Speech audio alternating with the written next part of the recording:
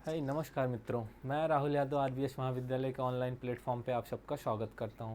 प्यारे दोस्तों, जो आज की हमारी क्लास है ये है बीएससी एजी थर्ड सेमेस्टर खरीफ क्रॉप में। आज का जो हमारा टॉपिक है ये है ग्राउंड नट, यानी कि मूंगफली के ग्राउंड नट या फिर मूंगफली। आज जो हम आइए देखते हैं हम ग्राउंड नट या मूंगफली के बारे में अपनी क्लास को शुरू करते हैं।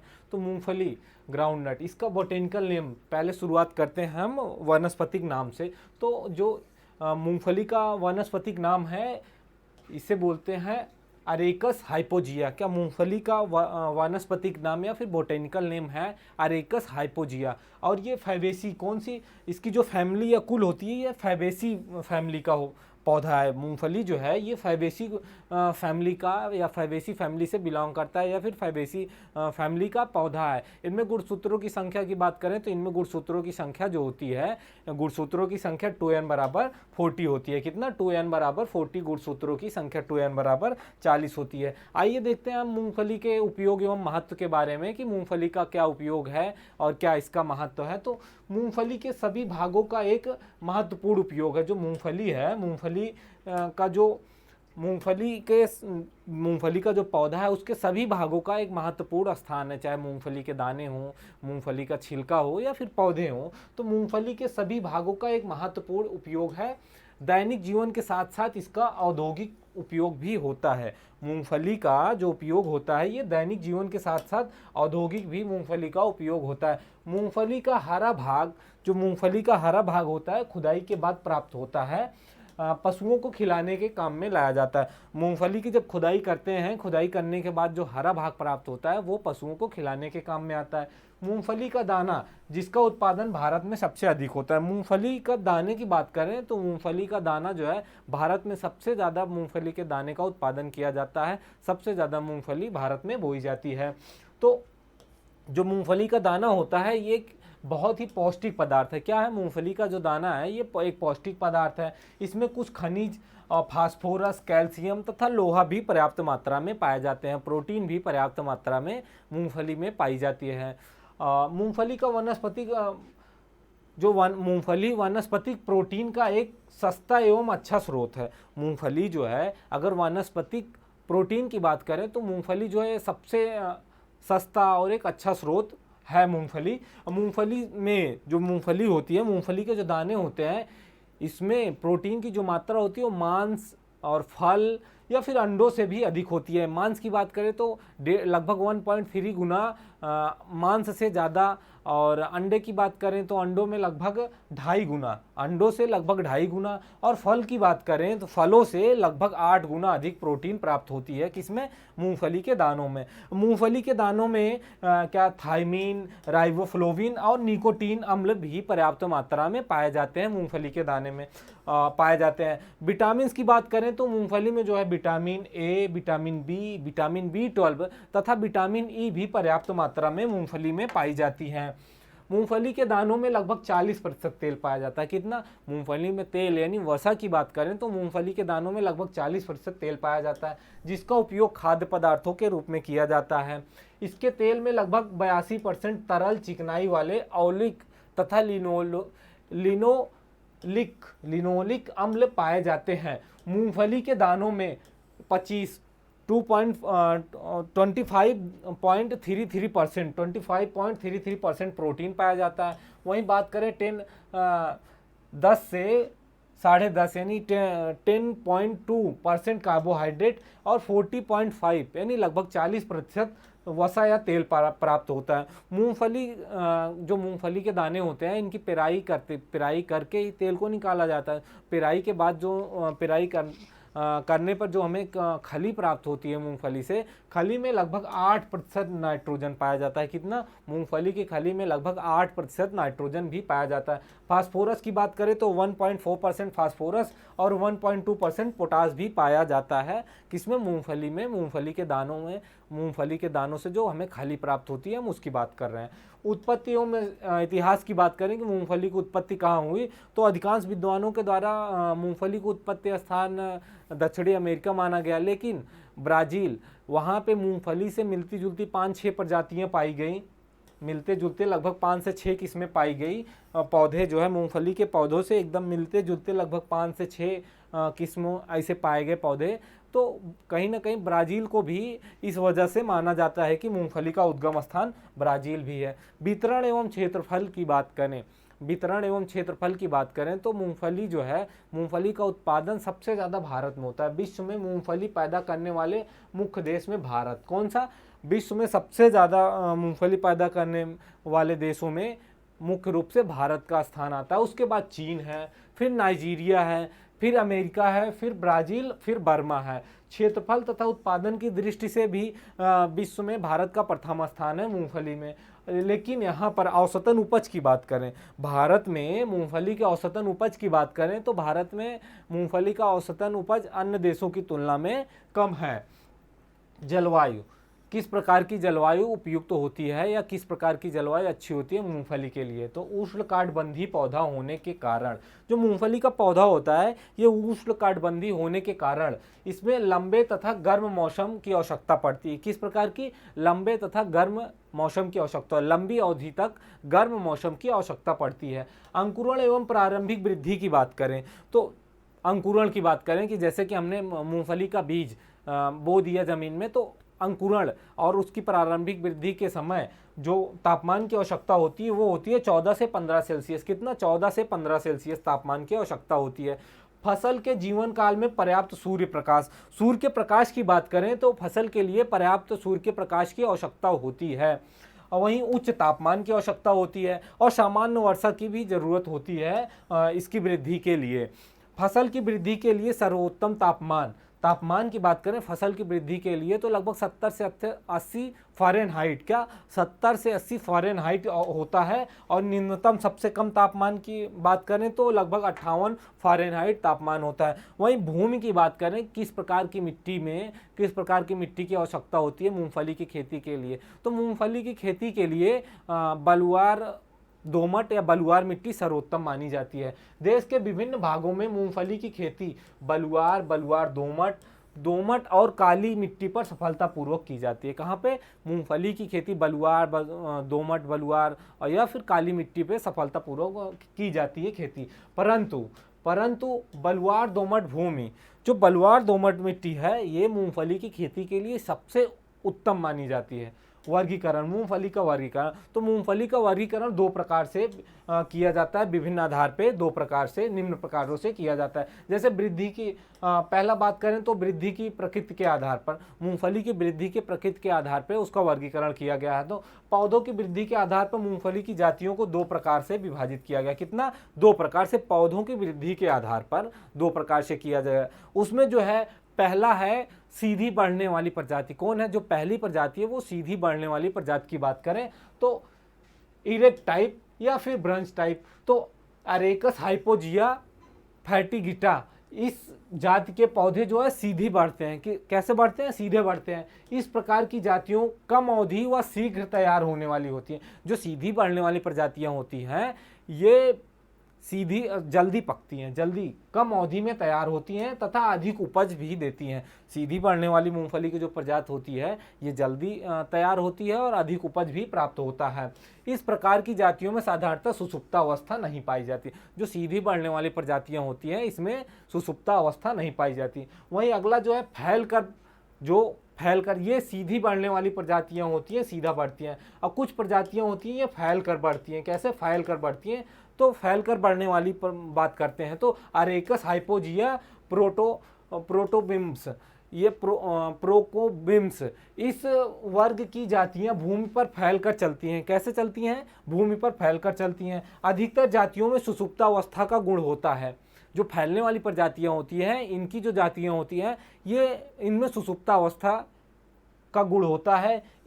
ये फसल जो है लंबी फसल अवधि होती है। ये फैलकर बढ़ने वाली जो मूंगफली की प्रजातियां होती हैं ये लंबी फसल अवधि होती है। इनको थोड़ा सा लंबा टाइम चाहिए होता है वृद्धि के लिए, पकने के लिए। ये देरी में पककर तैयार होती हैं। अगला जो हम टाइप देखेंगे मूंगफली का वाणिज्यिक वर्गीकरण। क्या? मूंगफली का वाणिज्यिक वर्गीकरण। तो पहला जो है इसमें कोरोमंडल, इस वर्ग की जातियों की फलियां छोटी होती हैं। क्या? कोरोमंडल वर्ग की जो जातियां होती हैं ये छोटी होती हैं और इनका जो छिलका पतला होता है, दाने छोटे होते हैं। क्या होते हैं? दाने छोटे होते हैं और अंडाकार होते हैं। कोरोमंडल जो है, इस वर्ग की जातियों की फलियां छोटी होती हैं, छिलका पतला होता है और दाने छोटे होते हैं, अंडाकार होते हैं। वहीं बोम्बो बोल टाइप की बात करें तो इसे बिग जापान भी कहते हैं। क्या कहते हैं? बोम्बो बोल टाइप जो है इसे बिग जापान भी कहते हैं। इस वर्ग की जातियों की फलियां तथा दाने कोरोमंडल की तुलना में बड़े होते हैं। जो बोम्बो बोल टाइप की होती हैं प्रजातियां, इनके जो दाने होते हैं ये कोरोमंडल जातियां जो होती हैं उनसे बड़े दाने होते हैं। उन्नतशील प्रजाति की बात करें उत्तर प्रदेश में बोने के लिए मूंगफली की उन्नतशील प्रजाति कौन कौन सी है, आइए हम इसको देखते हैं। तो टाइप 32, टाइप 64, चंद्रा, कौशल, फैजपुर 15 और ज्योति, ये जो है उत्तर प्रदेश की उन्नतशील प्रजातियां हैं, कुछ जो उत्तर प्रदेश में बोई जाती हैं। टाइप 25 है, M13 है, विक्रम है, चित्रा है, ये सारी प्रजातियां हैं। मूंगफली की उन्नतशील जातियों कौन कौन सी उन्नतशील जातियां और उनकी क्या क्या विशेषताएं हैं, आइए हम इस पे देखते हैं। तो ये टाइप 32 की बात करें तो ये फसल जो है 115 दिन में तैयार होती है। कितने दिन में? ये प्रजाति 115 दिन में पककर तैयार हो जाती है। वहीं इसके उपज की बात करें तो इनमें उपज जो है 12 से 15 कुंटल प्रति हेक्टेयर प्राप्त होता है। कितना? 12 से 15 कुंटल प्रति हेक्टेयर उपज की प्राप्ति होती है। वहीं दानों की बात करें तो इसमें लगभग दाने जो है 72%, कितना? दानों की मात्रा जो है 72% होती है और तेल की मात्रा जो है लगभग 48% तेल प्राप्त होती है। और ये जो है गुच्छेदार है। किस प्रकार की प्रजाति है? गुच्छेदार। वहीं अगला जो हम देखेंगे टाइप 64, ये जो है लगभग 130 दिन में पककर तैयार हो जाती है। जो टाइप 64 प्रजाति है लगभग 130 दिन में पककर तैयार होती है। इसके उपज की बात करें तो इसकी उपज जो है लगभग 15 से 18 कुंटल प्रति हेक्टेयर उपज की प्राप्ति होती है। वहीं इसके दाने की मात्रा की बात करें तो दानों की मात्रा जो है लगभग 70% दानों की मात्रा प्राप्त होती है। और तेल की मात्रा की बात करें तो लगभग 49%। ये फैलने वाली प्रजातियां होती हैं, दाने फलियां जो हैं इसकी, ये अर्ध गुच्छेदार तथा इसके दाने जो हैं मोटे होते हैं। भूमि की तैयारी, मूंगफली की खेती के लिए किस प्रकार की भूमि की तैयारी करनी चाहिए? वैसे भी हम किसी भी फसल की खेती करते हैं तो उसके लिए हमें सर्वप्रथम अपने खेत की तैयारी करते हैं। किस प्रकार से खेत की तैयारी करते हैं ताकि जो हमारा जो बीज है ज़मीन में, जिसको हम बीज को बोते हैं, तो उसको उचित वातावरण मिल सके।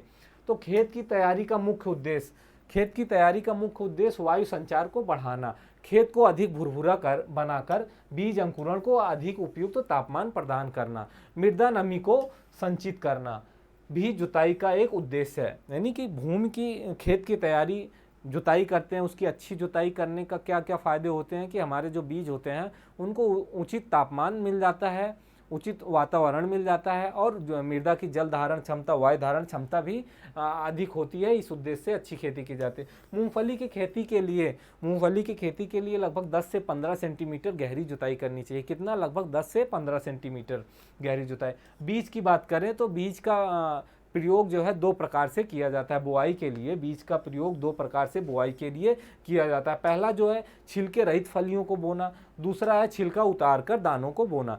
मूंगफली का जो बीज है इसकी बुआई हम दोनों प्रकार से कर सकते हैं, छिलके सहित और छिलके को उतार कर भी इसकी दानों की बुआई कर सकते हैं।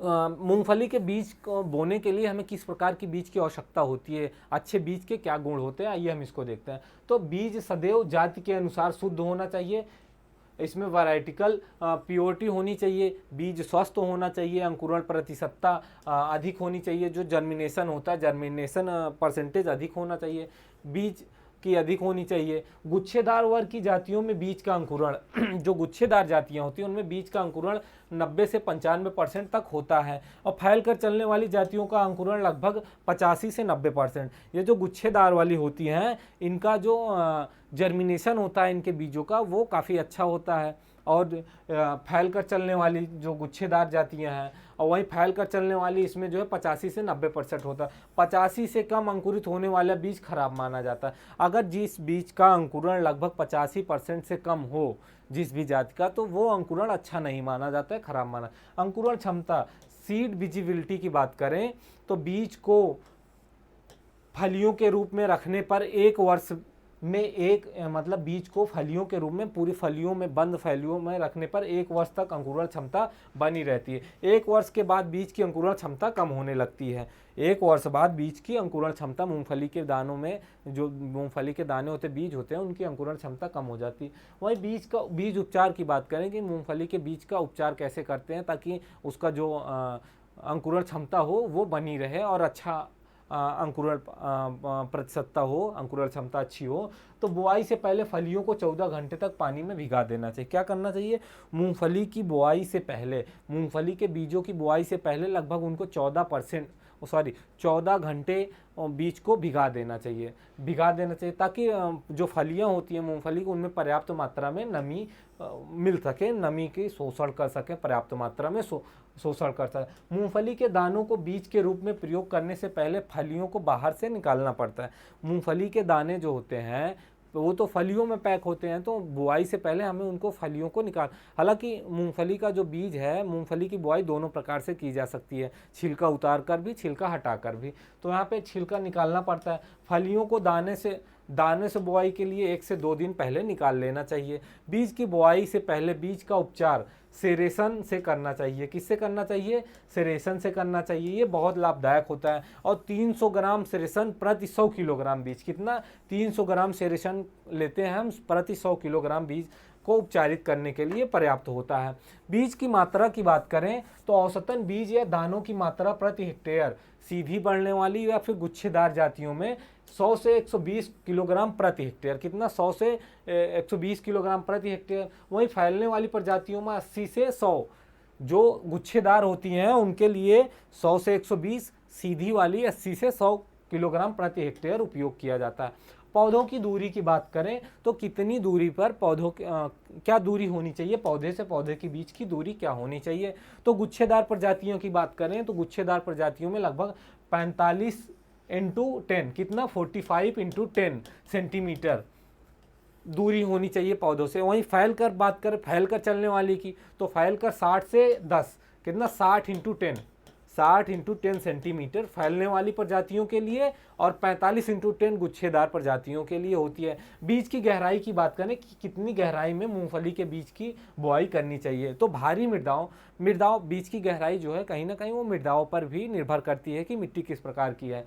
तो भारी मृदाओं में बीज की बुआई 4 से 5 सेंटीमीटर करनी चाहिए। कितना गहराई में? 4 से 5 सेंटीमीटर की गहराई पर। वहीं हल्की भूमियों की बात करें तो हल्की भूमियों में 5 से 6 सेंटीमीटर की गहराई पर बीज की बुआई करते हैं ताकि हमारा अंकुरण अच्छा हो सके। मूंगफली के बोने का समय, मूंगफली की बुआई किस समय की जाती है? तो मूंगफली की विभिन्न जातियों की बुआई भिन्न भिन्न समय पर की जाती है। मूंगफली की बुआई जो है भिन्न भिन्न जातियां जो हैं, अलग अलग जो जातियां अलग अलग समय पर की जाती हैं। उत्तरी भारत में बुआई का प्रायः जून के प्रथम सप्ताह से लेकर जुलाई के प्रथम सप्ताह तक करते हैं। उत्तर भारत की बात करें तो उत्तर भारत में मूंगफली की बुआई जो है जून के प्रथम सप्ताह से शुरू होकर जुलाई के प्रथम सप्ताह तक करते हैं।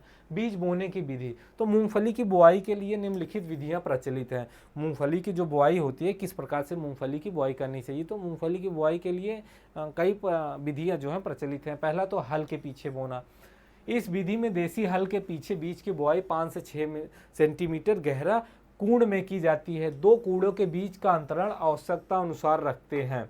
जो यहाँ पे हम बात करेंगे हल के पीछे बोने का, जो देसी हल होता है बैलों द्वारा हम देखते हैं अक्सर करके, तो वो देसी हल होता है तो उससे जुताई करते हैं तो कूड़ बनता चला जाता है, तो उसी में बीज को गिराते जाते हैं और जो गहराई हो बीज की उसको ध्यान में रख के 5 से 6 सेंटीमीटर की गहराई होनी चाहिए।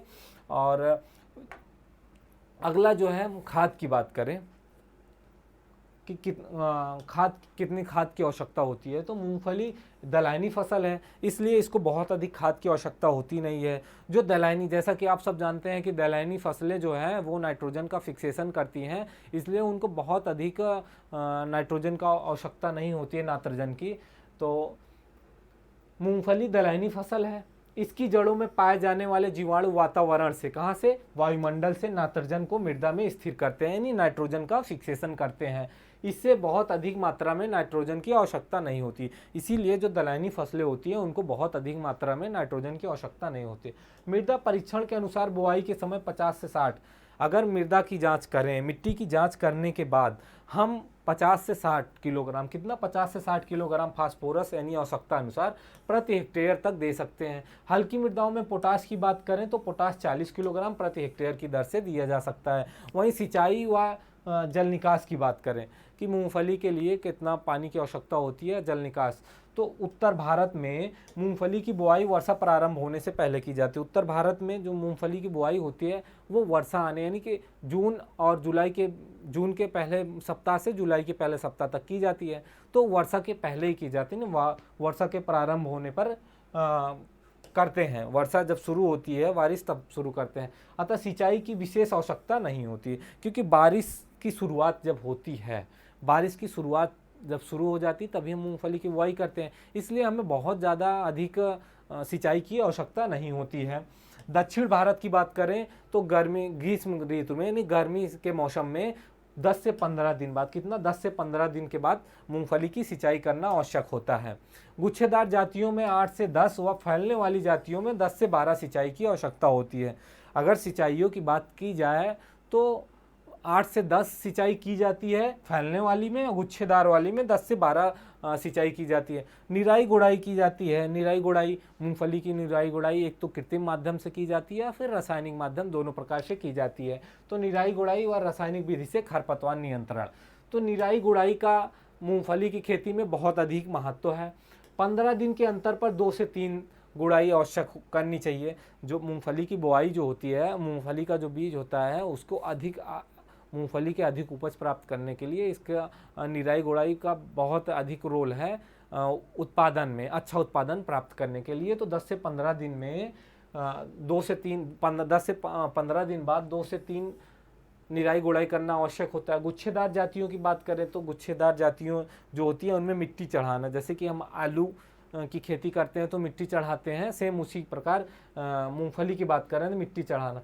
जब गंधे में अधिकीलन बनने लगे, जो अधिकीलन मतलब समझ रहे हैं, पेगिंग, जो दाने बनना शुरू हो जाए, उसमें पोड़ बनना, फलियां बनना शुरू हो जाए, तब फलियों के बनने, पेगिंग की क्रिया प्रारंभ हो जाए तो कभी कभार निराई गुड़ाई या मिट्टी चढ़ाने की क्रिया नहीं करनी चाहिए। जब उनमें अधिकीलन या फिर पेगिंग, फलियां बनना शुरू हो जाए तो उसमें हमें निराई गुड़ाई या फिर मिट्टी चढ़ाई नहीं, ऐसी कोई कार्य भी नहीं करना चाहिए, अन्यथा इसके नस्से जनी के जो पेग होते हैं वो कट जाते हैं, फसल की उपज कम हो जाएगी। अंतिम निराई गुड़ाई फसल में फूल आने के समय करनी चाहिए, जिससे नस्से आसानी से भूमि में प्रवेश कर सके।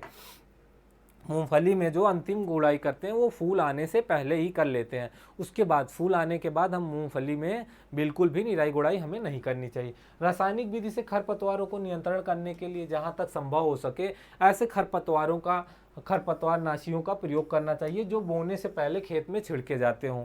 यानी कि खरपतवार नियंत्रण के लिए मूंगफली में की खेती में हमें खरपतवार के नियंत्रण के लिए हमें ऐसे रसायनों का प्रयोग करना चाहिए जो कि हमें बुआई से पहले ही हम खेत में डाल सके और वो हमारे खरपतवारों पर नियंत्रण कर सके। तो जैसे देखते हैं, प्रोमोटीन 1.5 kg या फिर लासो 500 से 600 लीटर पानी का घोल बनाकर बुआई के तुरंत बाद अंकुरण से पहले ही छिड़क देना चाहिए।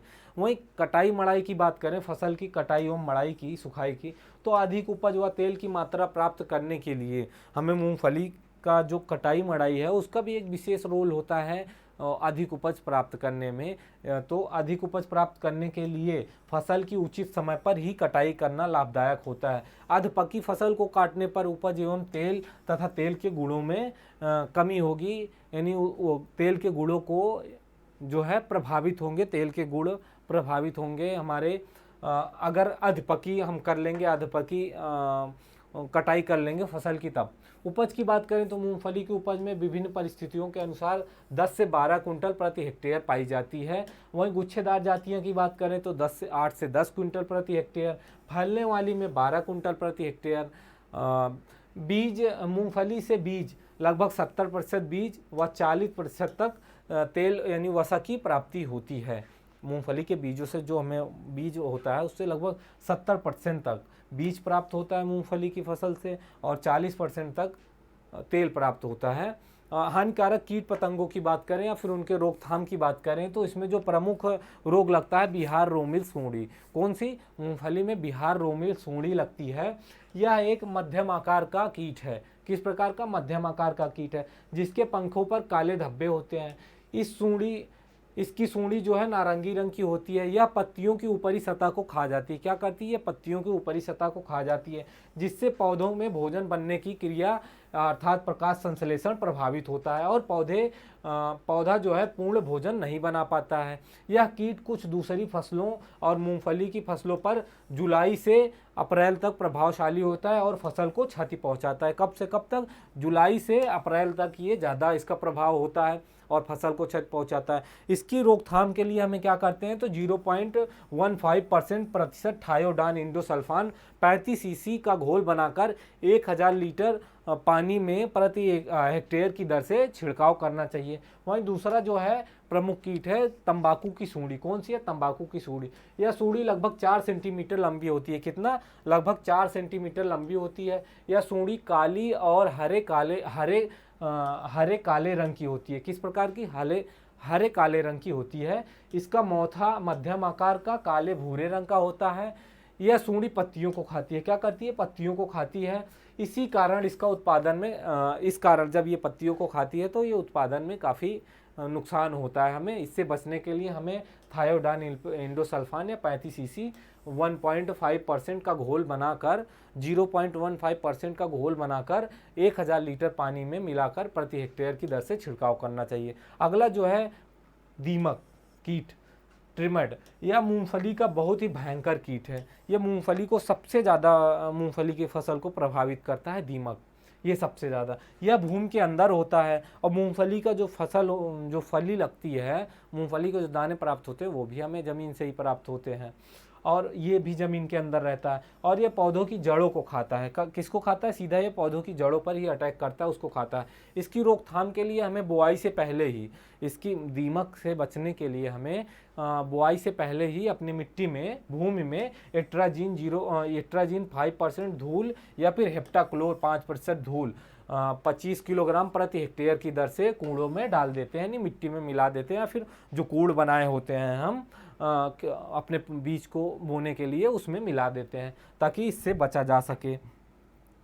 अगला हम बीमारियां एवं रोकथाम की बात करें तो इसमें कौन कौन सी प्रमुख बीमारियां लगती हैं? तो मूंगफली में प्रमुख रोग जो है टिक्का रोग है। कौन सा इसका प्रमुख रोग? यह एक रोगजनिक नामक, ये कौन सा है? कैरोस्पोरा आर्ची डिकोला नामक फफूंदी द्वारा लगता है। इसके द्वारा फसल को बहुत क्षति होती है। प्रारंभिक अवस्था में इस रोग के लक्षण नीचे पत्तियों पर दिखाई देते हैं। कहाँ पर? पत्तियों के नीचे दिखाई देते हैं। नीचे इसका लक्षण नीचे की पत्तियों पर दिखाई देते हैं। इन पत्तियों पर गहरे धब्बे पड़ जाते हैं और बाद में ये धब्बे गोल चकते में बदल जाते हैं। किसमें? ये जो धब्बे होते हैं गोल चकतों में बदल जाते हैं। इन धब्बों का व्यास 1.6% कितना 1.6 mm होता है और यह काले भूरे रंग के हो जाते हैं। किस प्रकार के? काले भूरे रंग के हो जाते हैं। धब्बों की संख्या निरंतर बढ़ती है और धीरे धीरे पत्तियां गिरना शुरू हो जाती हैं। क्या होता है टिक्का रोग से? ये पहले पत्तियों पर आक्रमण करते हैं, फिर धीरे धीरे पूरी पत्तियों पर आक्रमण कर देते हैं। पूरी पत्तियां इससे प्रभावित होती हैं और पत्तियां फिर गिरने लगती हैं।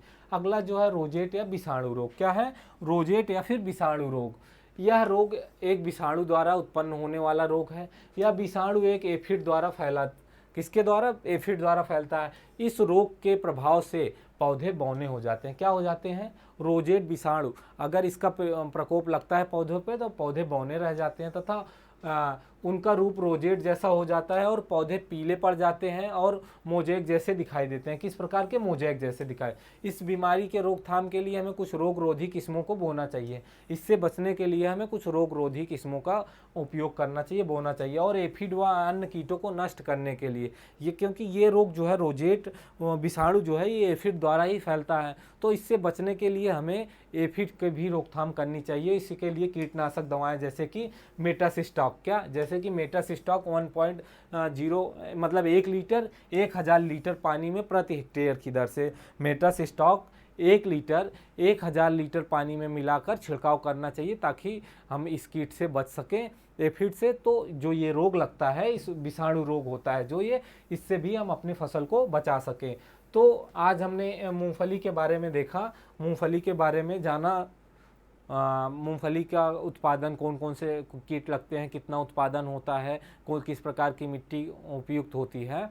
तो आज जो हमारी जो क्लास है, आज हम अपनी क्लास को यहीं पे समाप्त करते हैं और मिलते हैं एक नई क्लास में।